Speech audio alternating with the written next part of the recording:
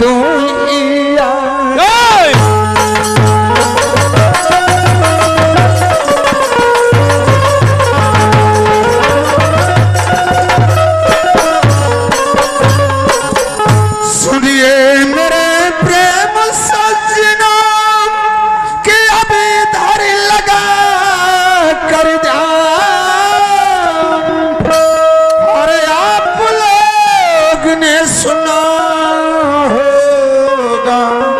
अरे सती बिहुला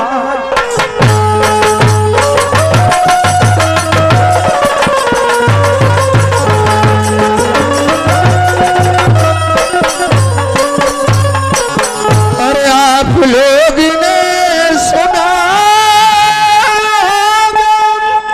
अरे सती बिहुला का नाम और जिनकी मरी हुई कि जाने सकी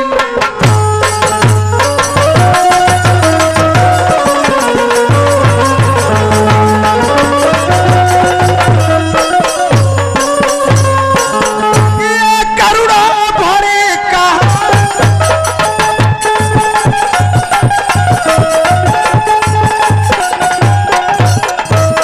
ये करुणा भरे कहानी जी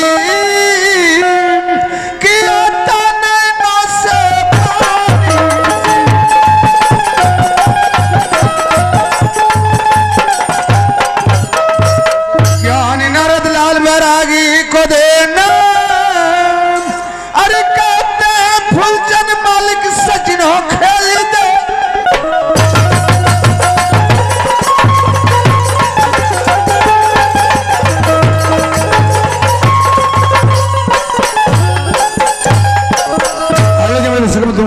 आप लोगों के समझ एक ड्रामा पुलिस से दिखा जाएगी।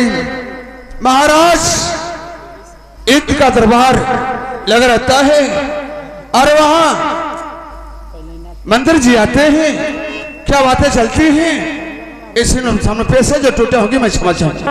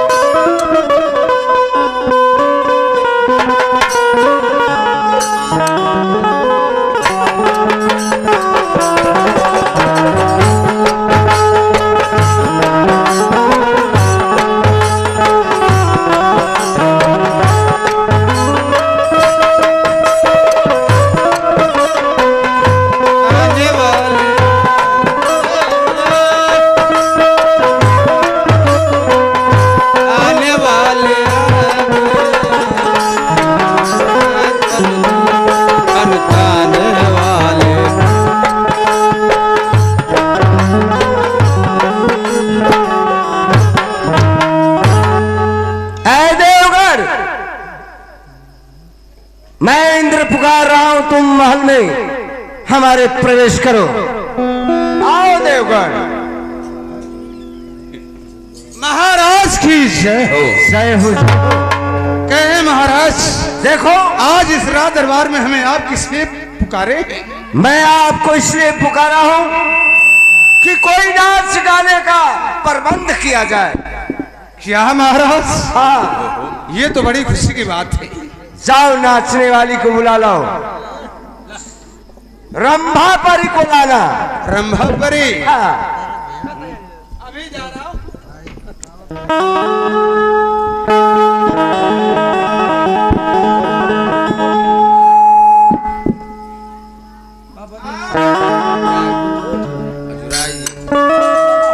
देखो जी महाराज जी, हमारे महाराज का दिल खुश करो, उसके बाद हम तो है ही हैं जी।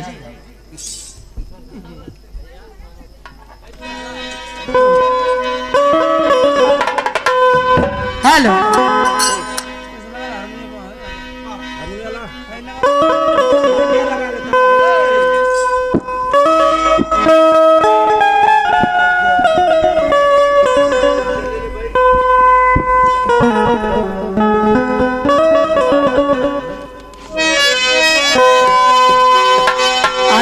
खिला दे और भी भरी के जाम साखिया पीने वालों में लिख दे मेरा नाम भरी के जाम साखिया आर्यास छलका आर्यास छलका आंसू और जाता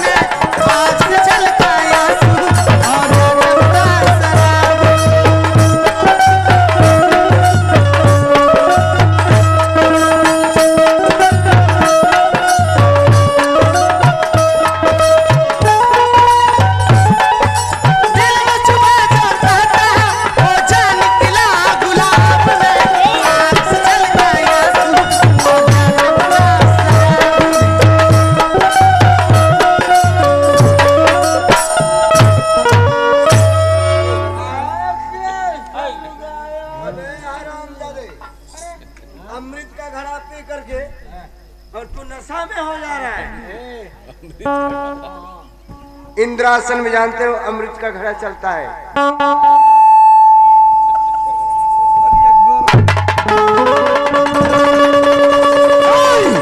कौन है?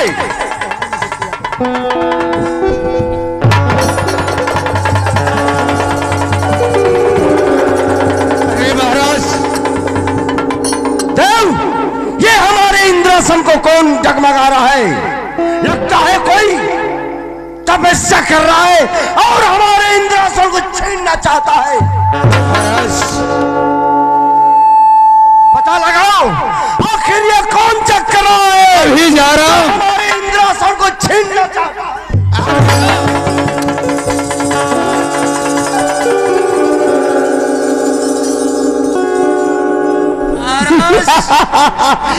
देखो देवगढ़, मृतलोक में ये चंदुल नरेश का एक इंसान 99 जग कर चुका है।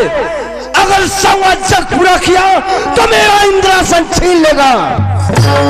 ऐसा नहीं हो सकता। मृतलोक में जाओ और जाकर चंदुल नरेश की पत्नी के गर्भ से बच्चा होकर के जन्मो, ताकि मैं उससे बदला ले सकूं। और रंभा परी को बुलाओ, उसे कह दो कि जाकर के सेठ के घर जन्म ले और तुम्हारी शादी उसकी शादी एक साथ हो गई, उसके बाद मैं अपना बदला ले लूंगा। मैं आपकी आज्ञा महाराज। मैं वहां विषधर के रूप में मिलूंगा। जय भोलेनाथ। चलता महाराज, आपके चरणों मेरा प्रणाम स्वीकार।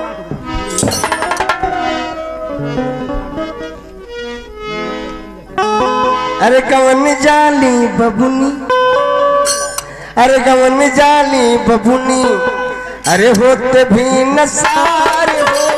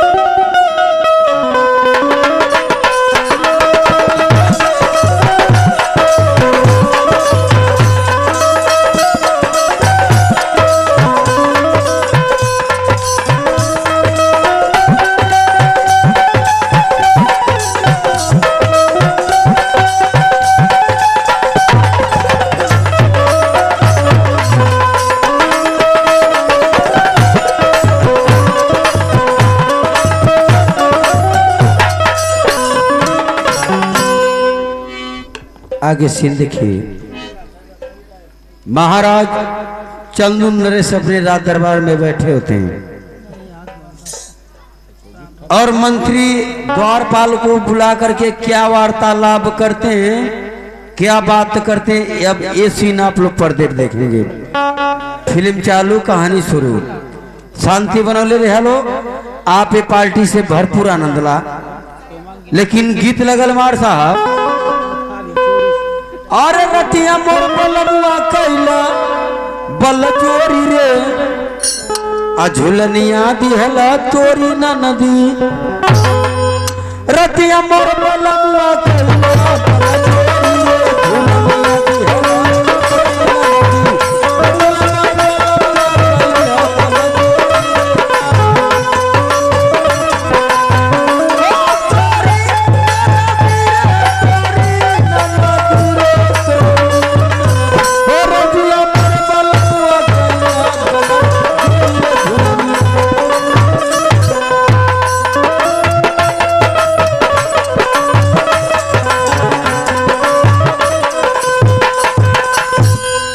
सैया पिएला शराब। जब पी लेत हो ना,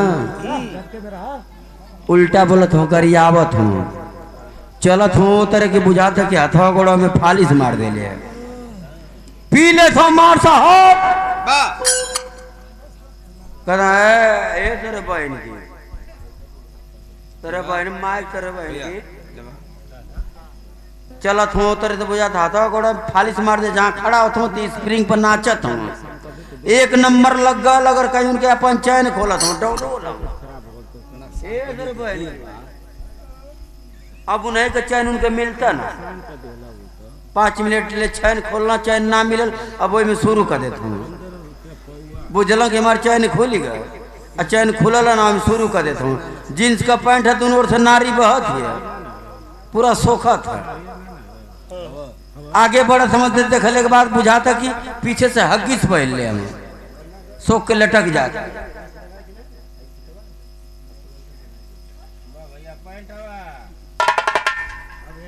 एक किरण जी की तरफ आप श्रीमान सुबदार जी का ये लड़की बहनी आपके तरफ से, किरण जी की तरफ से 21 रुपए का पुरस्कार हो जाए। उल्टा बोलत हो, गरियावत हो। अच्छा गांव का आदमी होते बर्दाश्त कर ले, कहीं ज्यादा मोर गहुआ कह तीसर के दे में नाम बर्दाश्त होता तो का करता हूँ, घूम पड़त हूँ आके कंचटी तरह लगावत हम एगो तड़ाक। जब तड़ाक दे पावत हूँ तो कांटा जाते 120 पर तुरंत बिल खे लगत हूँ। आई खाली जब हेरो पावत हूँ एगो तड़ाक, जब दोनों बरा तो भागत हूँ गिरत पड़त। 11 बजे राती के घरे पहुँचत हूँ, जाके केवड़िया पकड़ लेत हूँ, आवाज लगावत हूँ, बोलावत हूँ। अब 11 बजे ले के जागल है, पूरा घर खा के सुत गल। के जागल जीवन साथी जेके मेहरारू कह लेला, वह टुकुर टुकुर कुछ कुछ मती ताकत ही। 11 बज गल, हमारे ऋषि कपूर कहीं गल हूँ, पता नहीं एक और एक्सीडेंट हो जाइए। अभी जाके आवाज लगाओ थो, तू आवाज लगाओ ना, केवाड़ी ना खुलल, मार के तीसर के बेर में केवड़िए के तोड़ी देत हम, अंदर घुसत हम, लाइन खट गई है। अब खोजत हम, अब सनी देवल के को खोजे, सिर देविए के ना कोने जाके पकड़ ले हम, धर के चाप देते हम, आ चाप के अब शुरू करते हम। जो दारू में पैसा खत्म भल वो गुस्सा, बल भर रास्ता में जो पिटाल हम वो गुस्सा, तीनों चारों गुस्सा, डेहरी के गुस्सा में हरी पर मार के तीनों को बना देता हूँ। सुबेरे का देवरान जेठान अपने बतियावत हलो, बनी बड़ा हुल्ला होता रहे हो, तो कहते ये दीदी का करी, सिंटुआ का पापा हम पे हया, हम बखान करते हैं। अरे सैया पिएला शराब आ कैलस जिंदगी खराब, तो सैया पिएला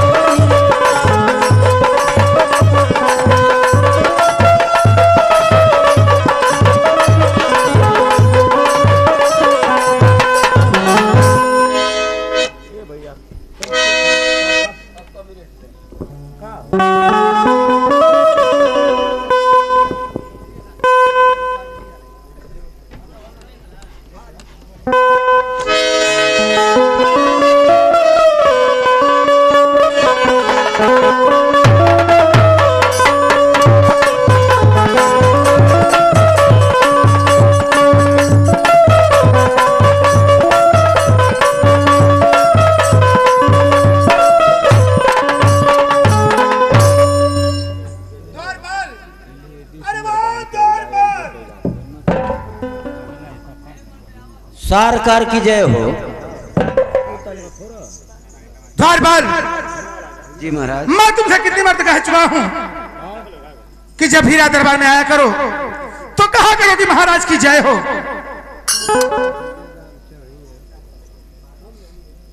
14 कोस का राजा हवा। हाँ हाँ तो सरकार हवा। हर गलती को माफ करिए। बुलाने का कारण क्या ये बताइए। द्वारपाल बुलाने का कारण यदि पूछना चाहते हो तो अवश्य बतलाऊंगा मैं। बताइए। द्वारपाल जाओ राजमहल से। मैं गंगा स्नान करके चला आया हूं। राजमहल से जाओ, सवा से सोना लेकर के आओ और इस राजदरबार में जो पहला भिखारी आता है उसे तुम दान कर दो। जैसी आपकी आज्ञा हो। बैठिए। ये हमारा राजा हूं, देख ला लो। 14 कुश का राजा हूं। सिंहासन सोने का, राज दरबार सोने का, इनके पूरा शरीर आप सोना है। हमारे महाराज जब स्नान करके सिंहासन पे बैठते हैं तो सोना दान करते हैं। कोई भिखारी, कोई साधु महात्मा आ जाता है तो ठीक है, अभी सोना ला रहा हूं। अरे राजा जान मारे एजन तो सोना ले खातिर भिखारी का कमी ना हो। अब तो हम जानते हैं लाइन लग जाए के सोना ना ले। बतावा। अरे बलमुआ जान मारे रुमलिया में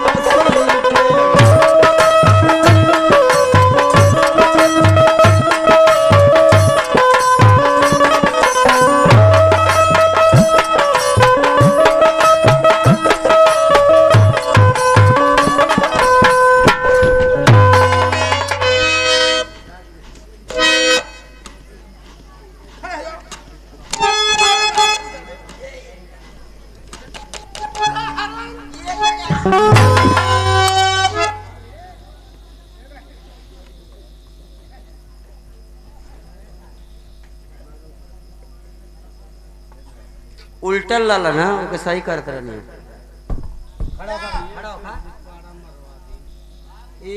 आइए उल्टा लाला।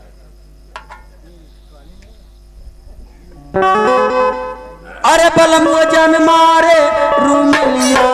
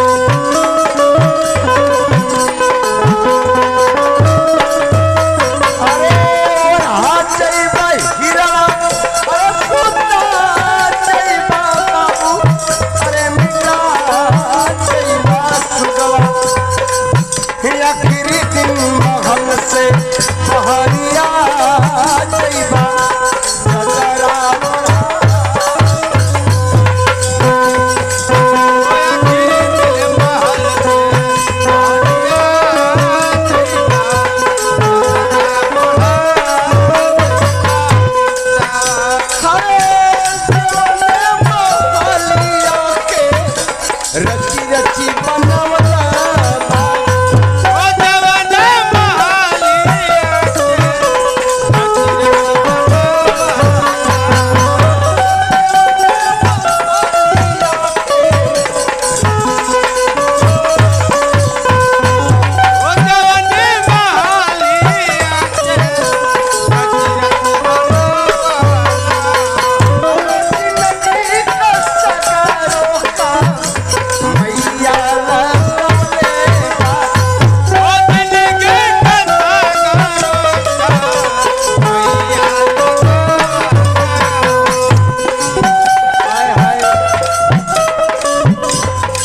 बारे बाबूजी ये दुनिया में ना बाका अगर रहता तो तू ही नाम देता लेकिन क्या कर तुम्हारा परिवार बड़ा कमजोर हो गई बा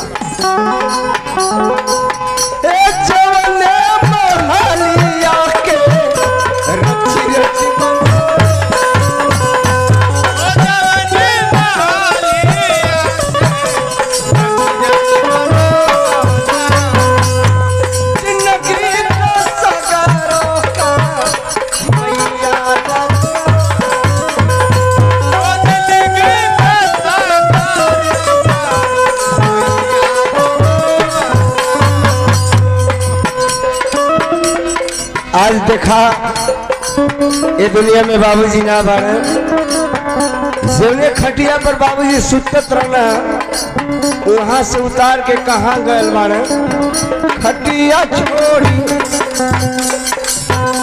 अरे खटिया छोड़ी भूया अब सुता गईला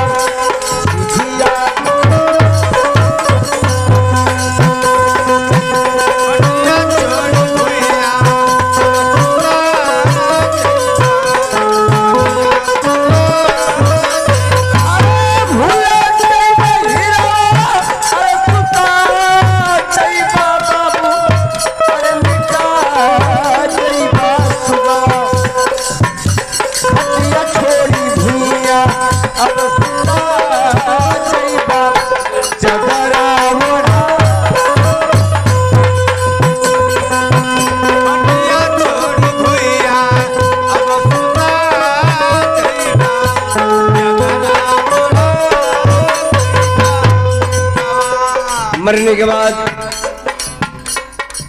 धरती पर लिटा देते हैं लोग, उस काश में बिछा करके सुला देते हैं।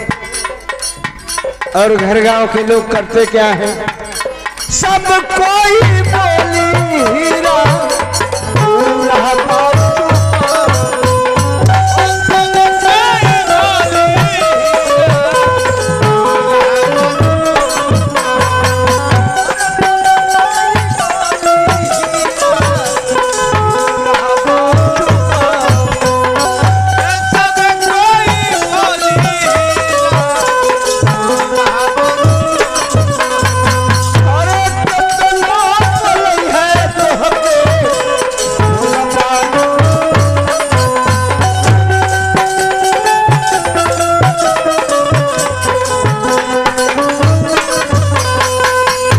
आए हाय। हमारे घर परिवार के लोग मरने के बाद करते क्या है, जो तो मर गया है वो मर ही गया है, लेकिन करते क्या है, एक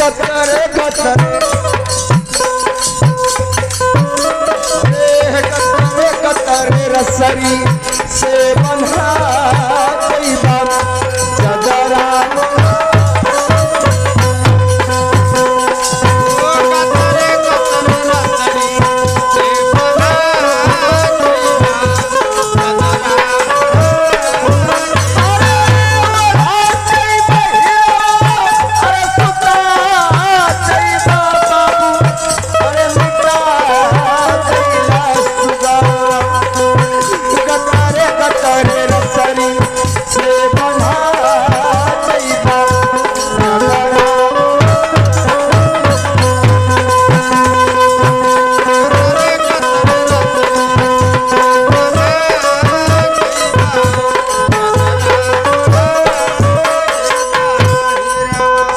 दरबार की जय हो, नगर बस्ती की जय हो, यहाँ के पशु प्राणी की जय हो। जय हो द्वारपाल जानते हो, नाचने वालों को इनाम मिलता है, साधु फकीर को कौन देता है? भिखमंगा हवा? भिखमंगा नहीं हूँ। का हवा बतावा? मैं एक जोगी फकीर हूँ। जोगी फकीर डकैत ना हो, भिखिए मांगे ना। जोगी फकीर डकैत ना हो, भिखिए मांगे ना। आप भिखमंगा? द्वारपाल मैं कोई भिखमंगा वो ऐसा वैसा नहीं हूँ, मंदिर पर रहने वाला नहीं हूँ। अच्छा, घूमी के मन मतलब अपन जीवन घूम करके मांगता हूँ, सिर्फ पेट भर भोजन करता हूँ, उतना ही क्या मुझे अधिकार है। ये नहीं कि मैं कमा करके अपने परिवार को, मेरे पास परिवार नहीं है। ज्यादा क्षमा करा, कुछ दान दक्षिणा आपके गीत भजन पर मिलल है?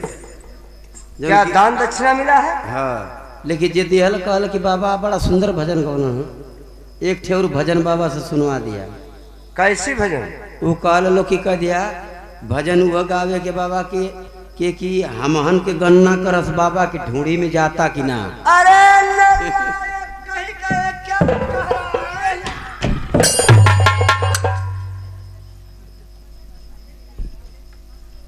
गन्ना का रस ढूंढी में जाता है, ये भजन होती है। ये भजन ना है, ये अश्लील शब्द है, इसको मत बोलो। अच्छा, ये भजन ना है? नहीं। और जो गाँव थे टीनी नी नी नी नी नी नी वह भजन रही है। अरे जो मंदिर में बसता है उस भजन को मैं गा रहा था। चुप रहा था, ये भजन ही है, ये भजन है, ये मंदिरों हम बजेले। भजन जानते हो? एक आध टाली सुना दे। ठीक है, पैसा ना दे, सुनबा का? ठीक है, भजन सुनाओ और पैसा मुझे मत देना।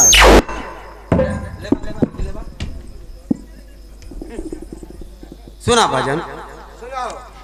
अरे सोम रात जहिया,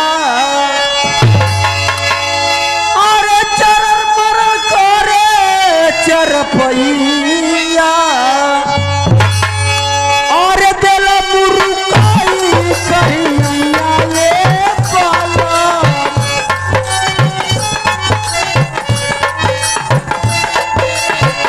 दिल मुरुकाई कहिया ये बाला, ले ता बंगलिया से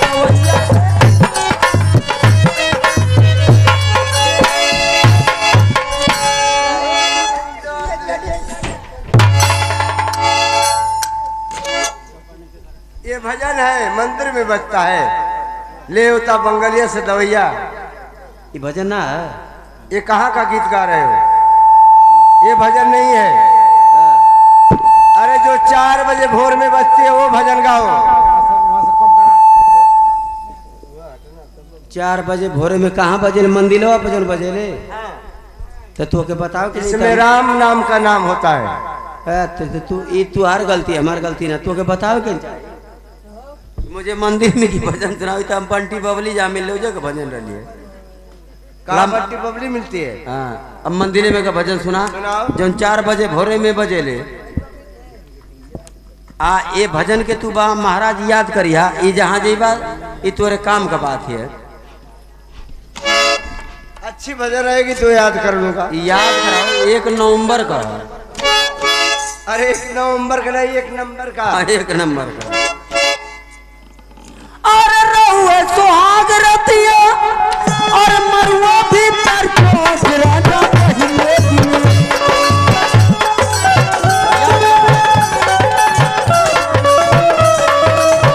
रहुए सुहाग रतिया मरुआ भी पर कोस राजा पहिले दिए, राजा पहिले दिए।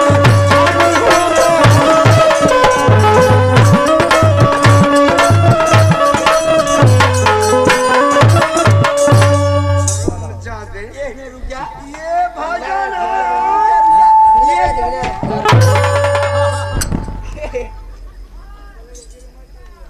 ये भजन गा रहा है।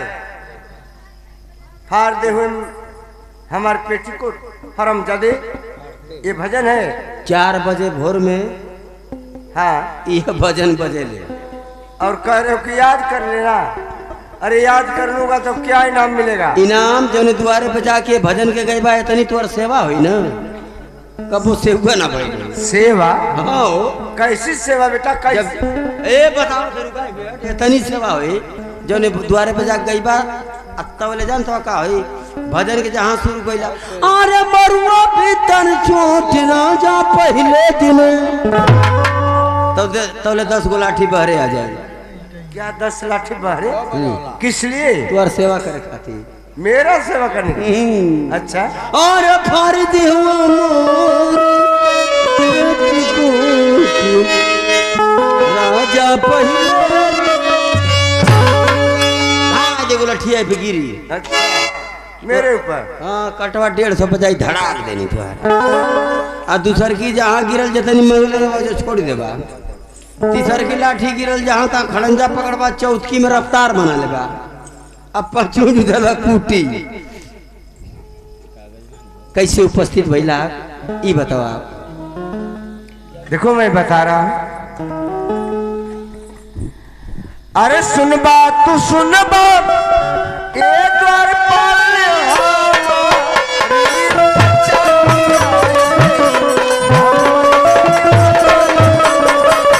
अरे सुन ले हूँ यारा सही है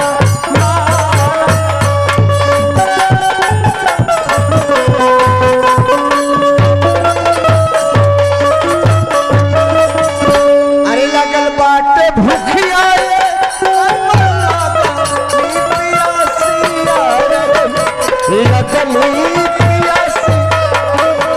अरे तनी देता भोजन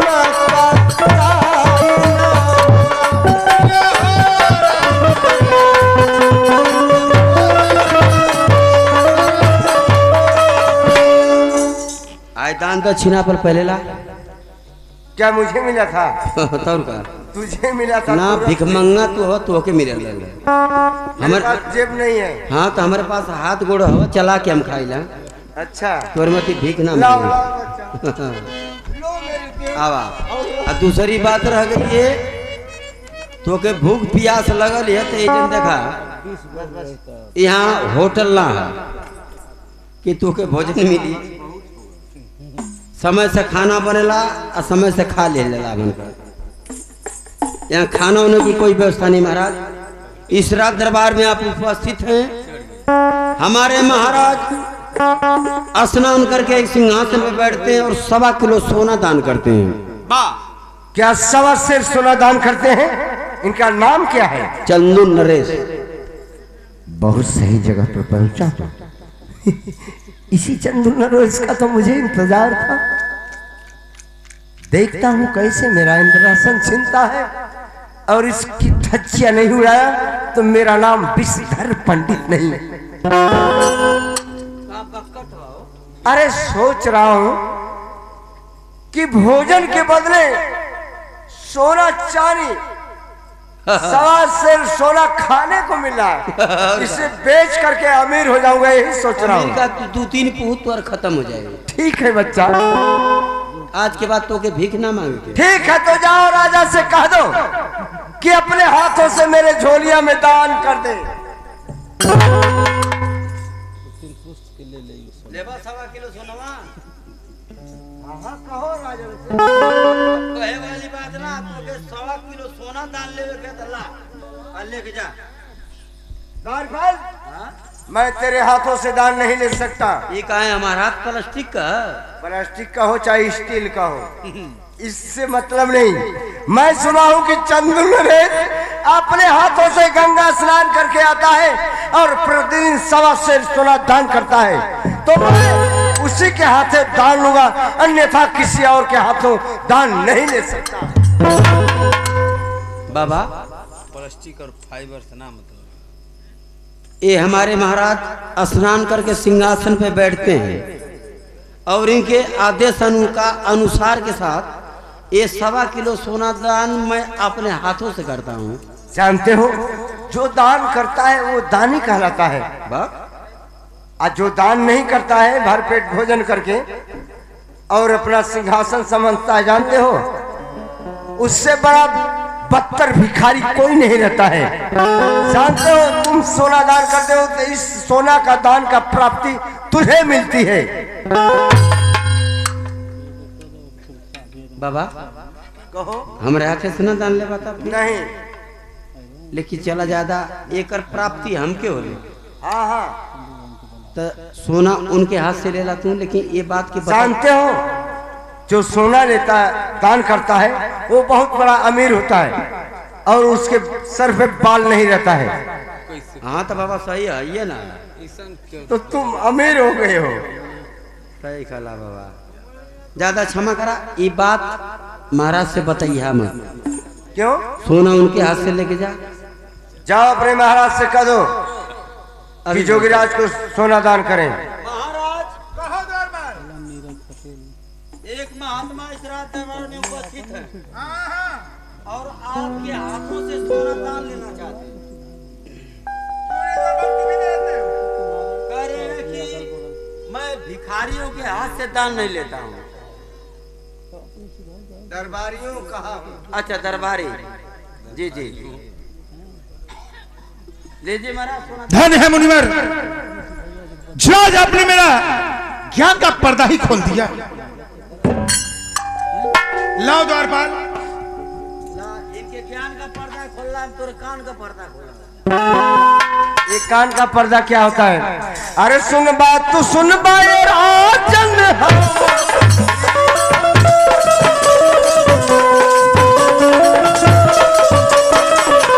अरे सुन ले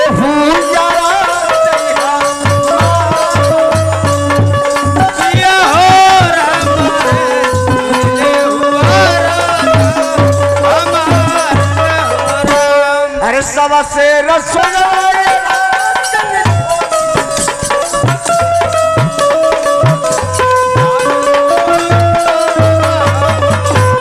दूसरे है तू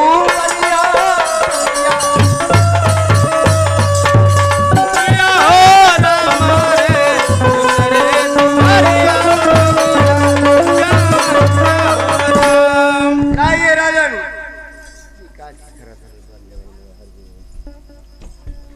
आइए मुनिवर, आइए राजन, सवा से सोना इस ढोलिया में डाल दीजिए।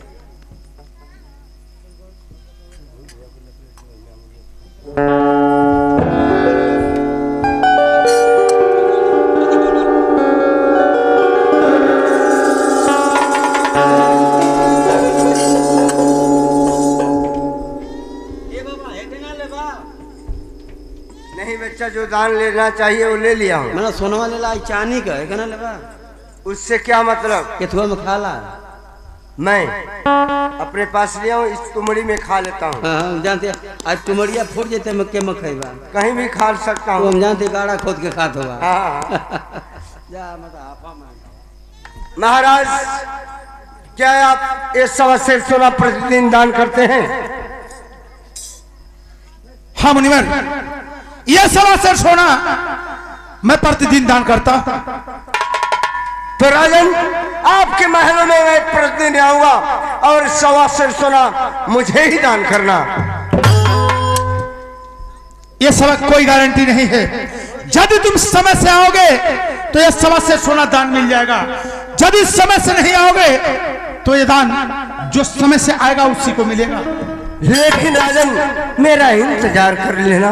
नहीं, इस रात दरबार में किसी का इंतजार नहीं होता है। यदि समय से आओगे, ठीक है राजन, ये सोना दान मिलेगा तुमको।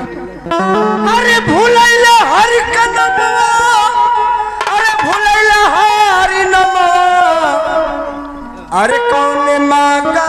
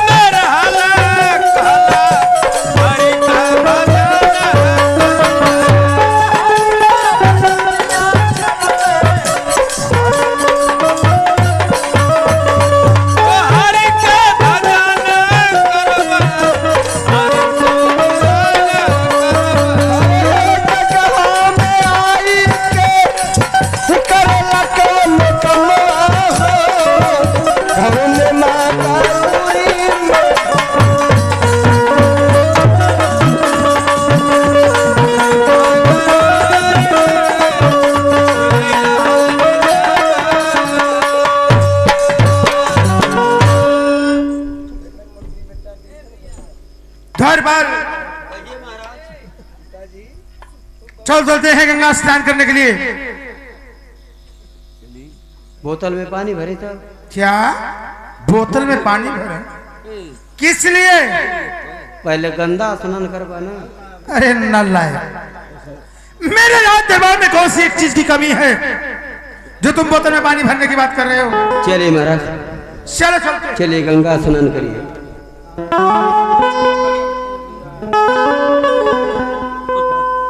अरे बहिन मरिया के बारी भोयर बारी भो पियरो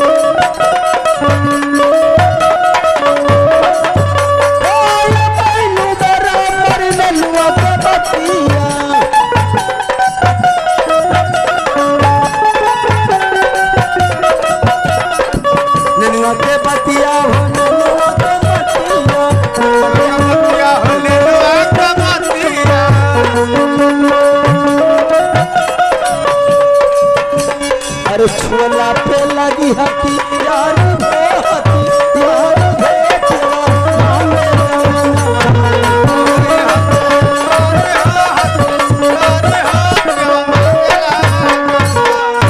आगे सीन देखिए। महाराज राज दरबार में उपस्थित होते हैं, द्वारपाल मंत्री को बुला करके क्या वार्तालाप करते हैं, ये सीन पर्दे पे।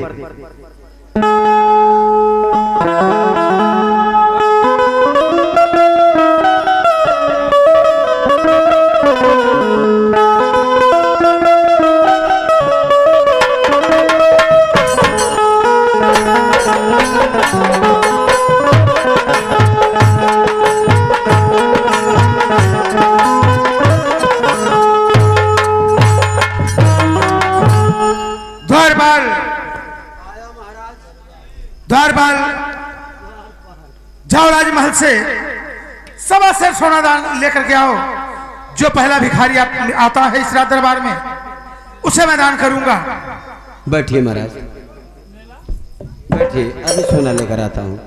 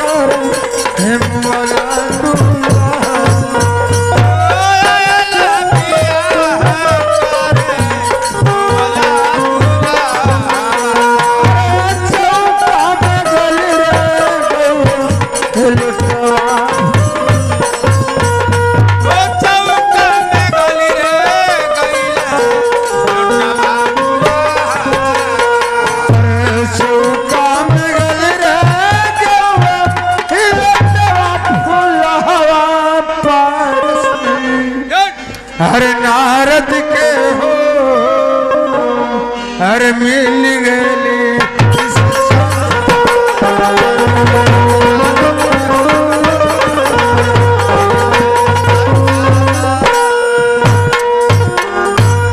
महाराज की जय हो, दरबार की जय हो, यहाँ के पशु प्राणी की जय हो। पा लगी बाबा। अरे खुश रहा बेटा, खुश रहा। तो के तो इसे चीनत है क्या मुझे छीन रहे हो? कहाँ देखे हो? ये दरिया का पवा। ये दरिया? दरिया क्या होता है? रैनी का नंदू नोना आवा। अरे मूर्खे नोना क्या होता है? उन सांप होप दिखाओ तरह हाथ हूँ। ये सांप थोड़ा ज्यादा। अच्छा मैं तुम्हें सांप दिखाने वाला हूँ। ज्यादा क्षमा करा। यहाँ का करेला ये बतावा।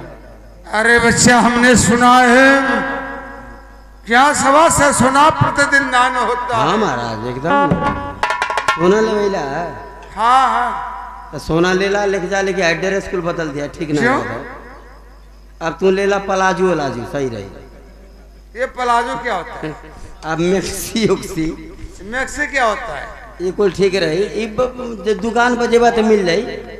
अच्छा अच्छा पहनते हो क्या? हाँ हाई कुल ठीक ना तो लगा था। महाराज आपके रात दरबार में बाबा जी उपस्थित हैं। लाइन के सोना दान का।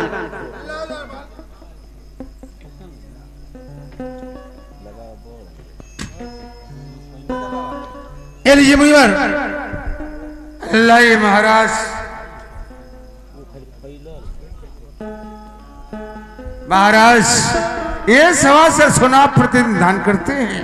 हाँ मैं प्रतिदिन दान करता हूँ महाराज। तो मुझे प्रतिदिन आना ही पड़ेगा। बिल्कुल आइएगा, समय से आएंगे तो ये दान अवश्य आपको मिलेगा। ठीक है महाराज, अवश्य आऊंगा। मैं चल रहा हूँ।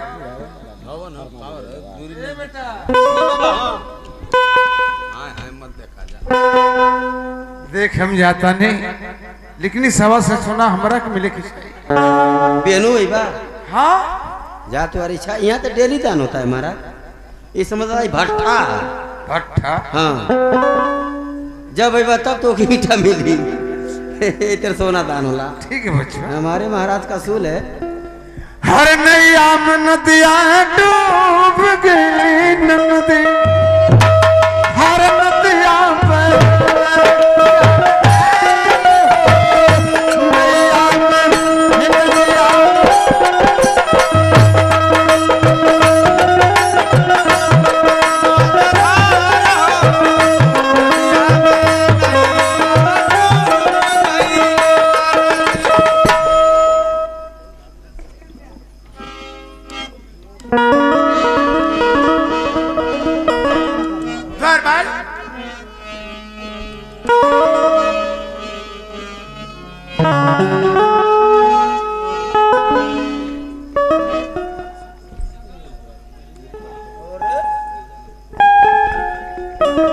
कौन जोगी जा रहा है इस महल से?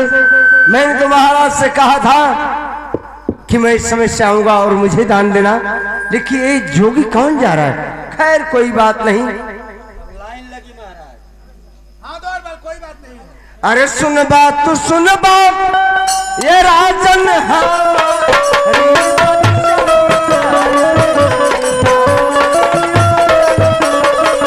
अरे सुन ले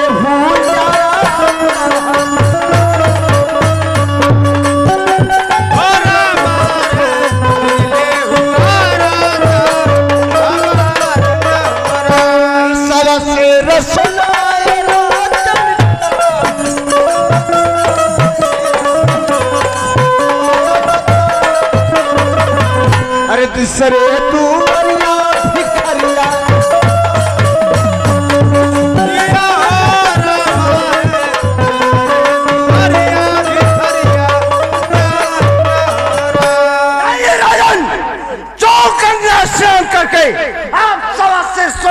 करते हैं वो दान मेरे झोलिया में डाल दीजिए। भिखारी, तुम समझ नहीं आए हो, इसलिए तुम्हें वो सारा दान नहीं मिला है। मैं तुमसे पहले ही कहा था कि इस राजमहल का असूल है, यदि समय से आओगे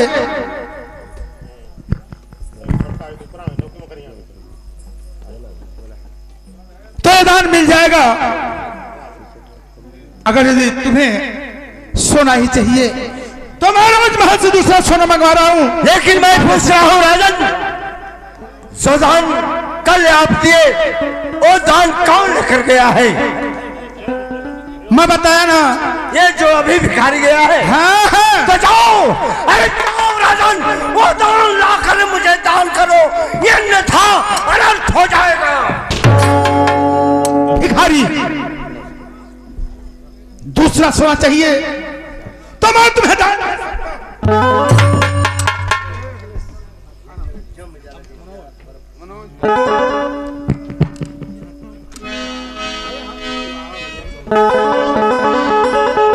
दौर पर जाओ, इस भिखारी को राजमहल से दूसरा सोना ला करके। हाँ राजन, मैं तुम्हारे दूसरे सोना पर थूकता हूँ। अरे इतना ही तुम्हारे दूसरे दान पर थूकता हूँ और तेरे महल में थूक करके जाऊंगा। इतना ही नहीं, सिंहासन और तेरे सर के ताज पर थूक कर जाऊंगा।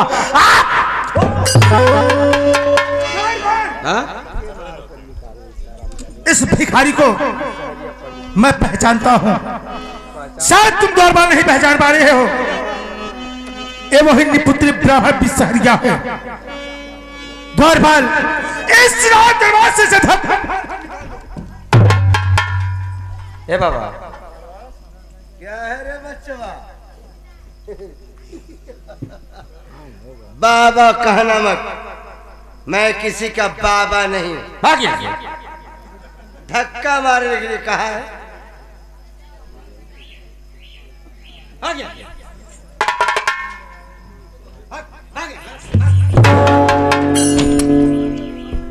जय भोलेनाथ।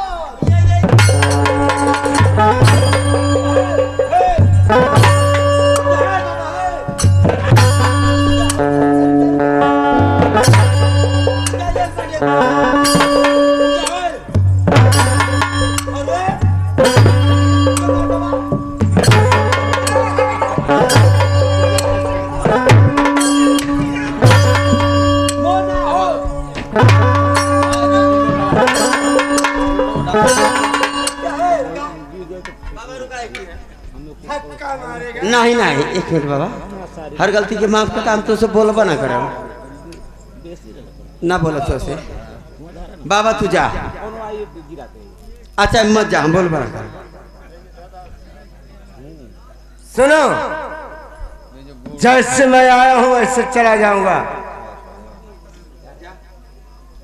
अरे सुगन्नवा का कहीं बोल तो वही है। अरे अम्मा के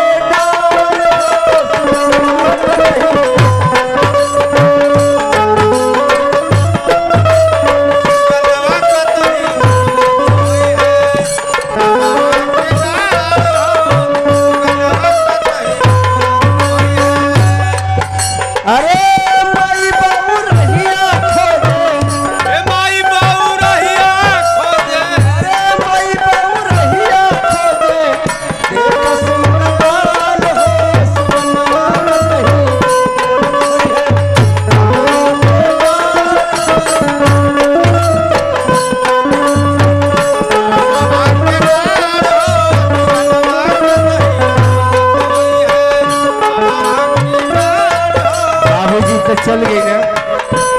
अगर माई जिंदा हुई, अगर पहले से मर गई तो कर बतिए बात ना। माई बहू रही आंसू पे भी गई चकैया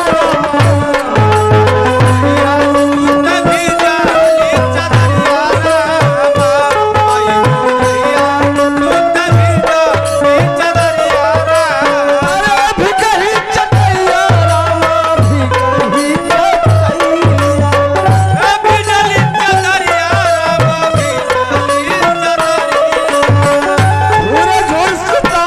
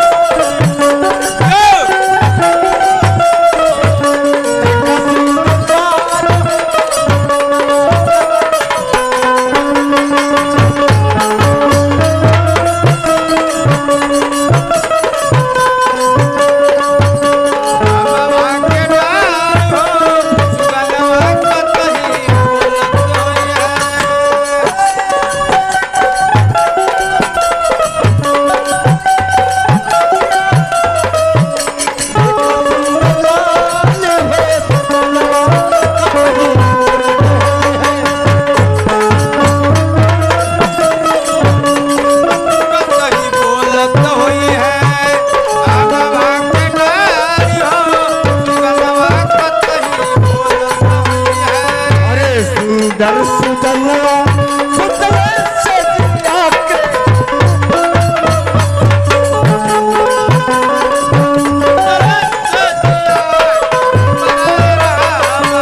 सारे बाबूजी आज कहाँ सुत गेला तू सुंदर सुदनवा सुतले चिता के उतारा सुगनवा सुतले चिता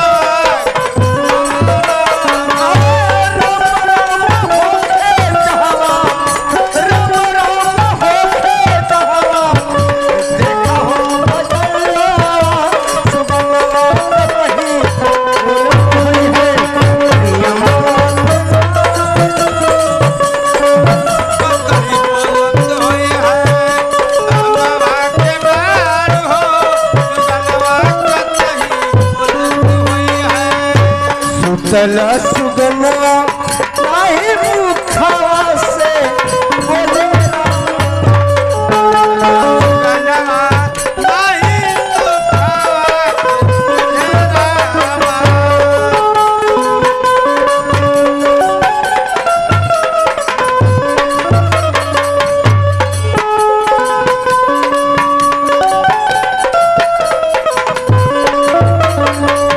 अरे सुंदर सुतनवा सुतले चिता के सुगनवा सुतले चितवा सतनाम होके जहां सतनाम होके जहां रहे संसार हो सुगनवा कतही बोलवा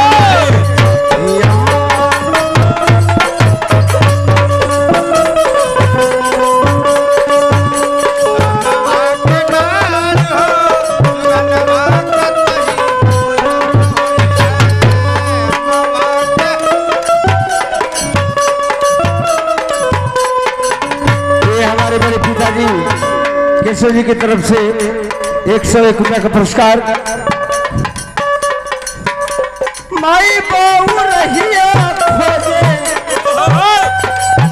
जेकरे भैया ऊपर बीतेला ऊ बुझेला अगर जोड़ी बिछड़ जाती है तो जोड़ा हमेशा परेशान हो जाता है माई बाबू रहिया ढूंढे देखा सुंदर लाल हो सुगनवा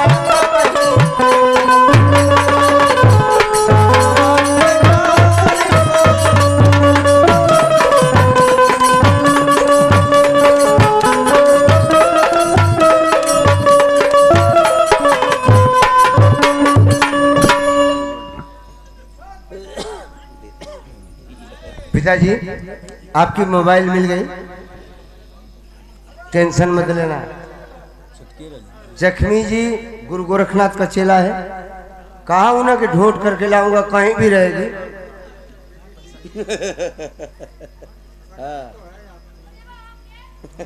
अरे सीताराम सीता हो राम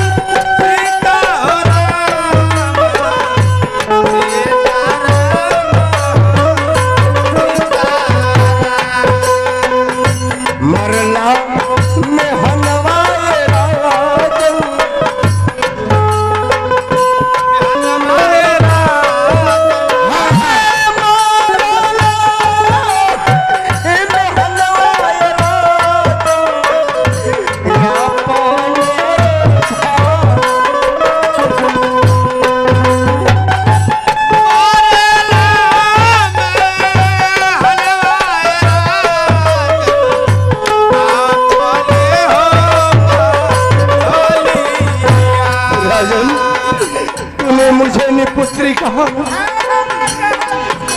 ठीक है राजन मैंने पुत्री हूँ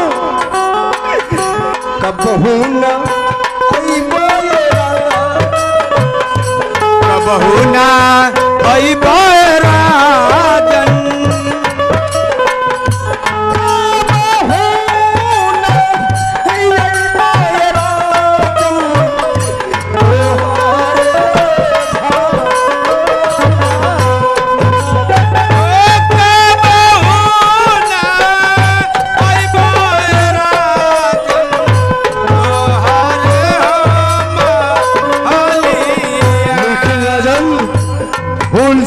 मुझे भुलाना मत। धरती जन्मवा होले खानी, अरे धरती जन्मवा होले खानी, शंभू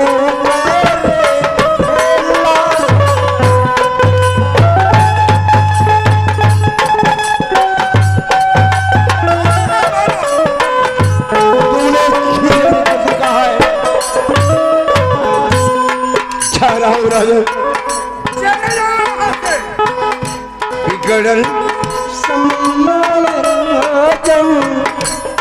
गड़ल समैया राजन, हरे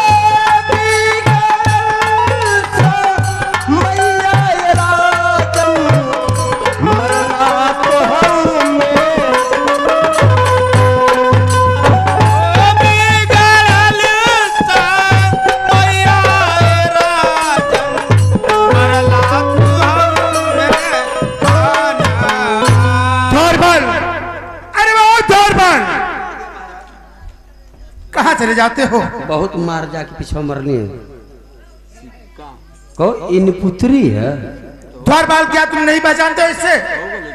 मैं इसे पहचानता हूँ, मैं इसे जानता हूँ। लेकिन महाराज तोरे मुँह पर थूक दिया। अरे हरा, रुक जा रुक जा।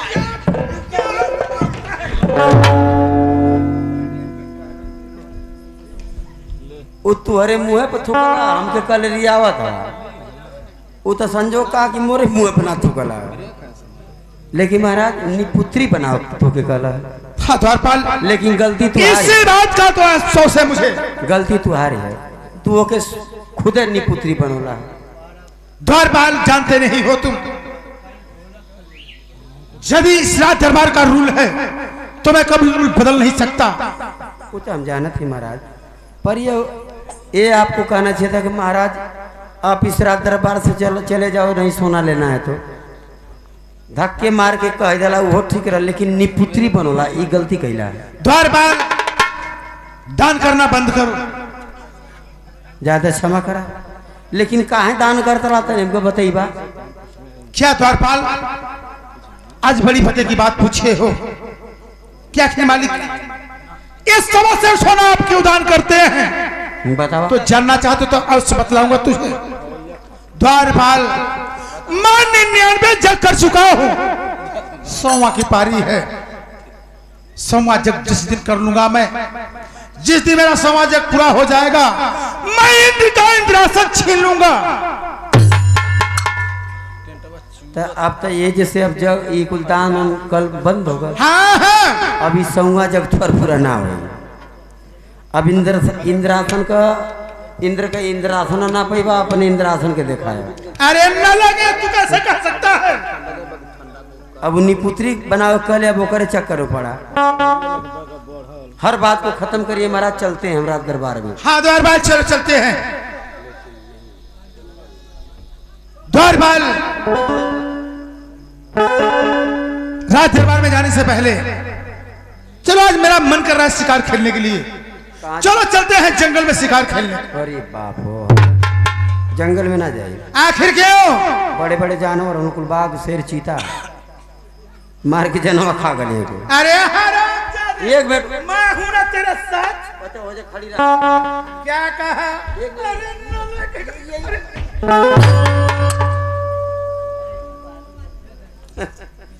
चला जंगल में शिकार खेले। चलो द्वारपाल, चला चलो चलते हैं। चला, चलता कहा ना।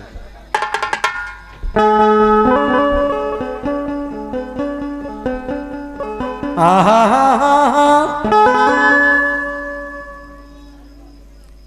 अरे यहाँ पर पियवा ना दे बुधार छोटी ननदी।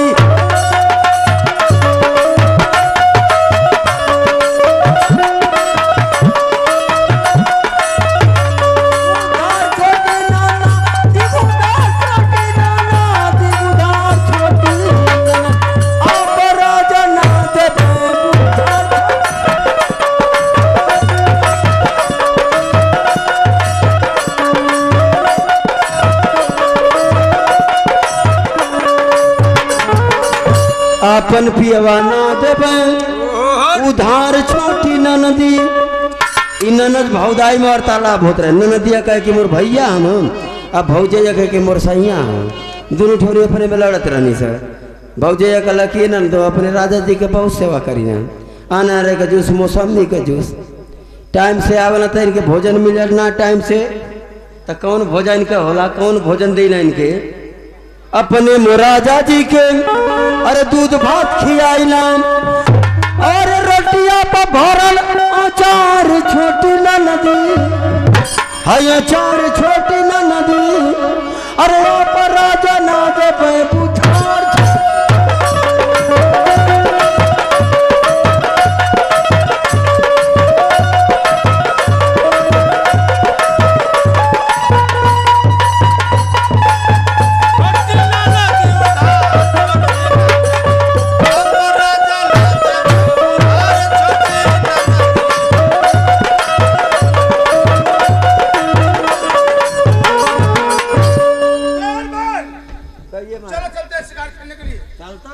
चलो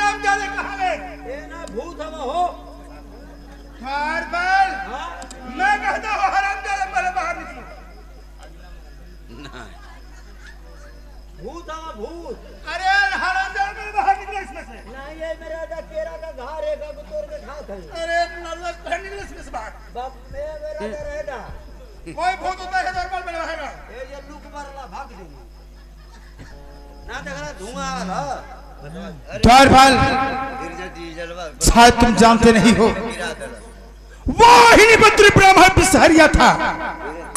द्वारपाल निपुत्री ब्राह्मण मेरा रास्ता काट गया। द्वारपाल अब हम लोग शिकार खेलने नहीं चलेंगे। महाराज लुकवा बरला ना तो खाली धुआं निकल भाग देनी। हाँ हाँ यही से मुँह कहत रहे कि हम जंगल में शिकार खेले ना जाए, ऐसे कहते रहे। चला ज्यादा अबे जैसे भाग चला। चलो द्वारपाल चलते हैं राजमहल को वापस। चलो द्वारपाल चला।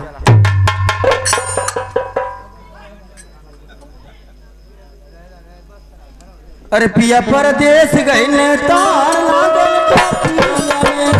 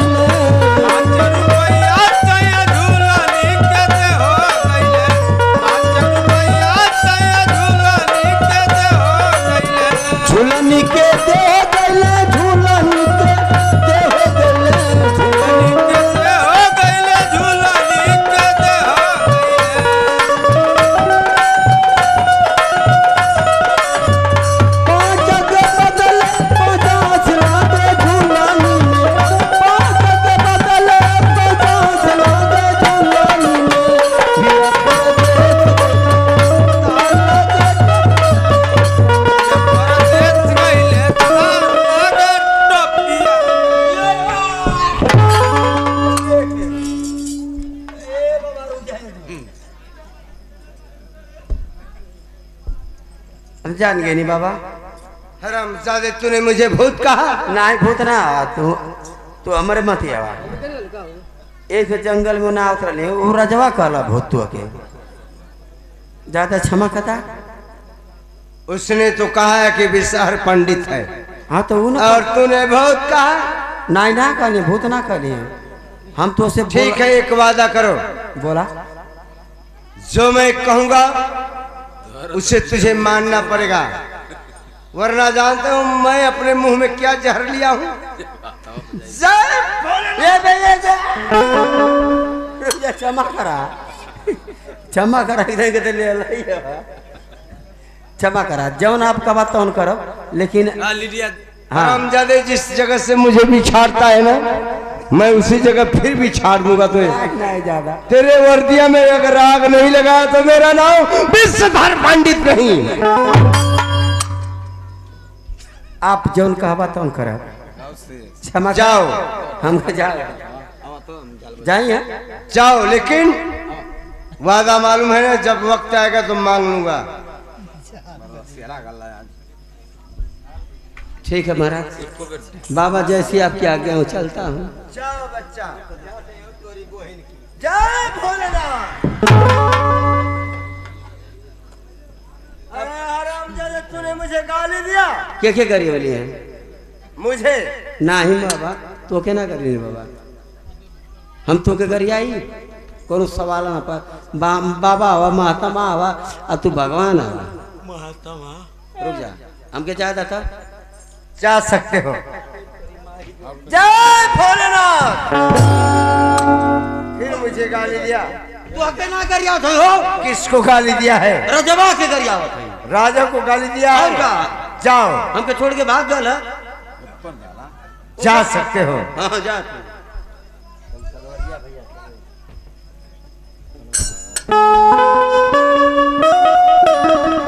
पहले मैं अपने भोले के भक्ति कर लूं, सभी देवताओं को अपने बस में कर लूं, उसके बाद राजन का सर्वनाश नहीं किया तो मेरा नाम विषधर पंडित नहीं। अरे नीचा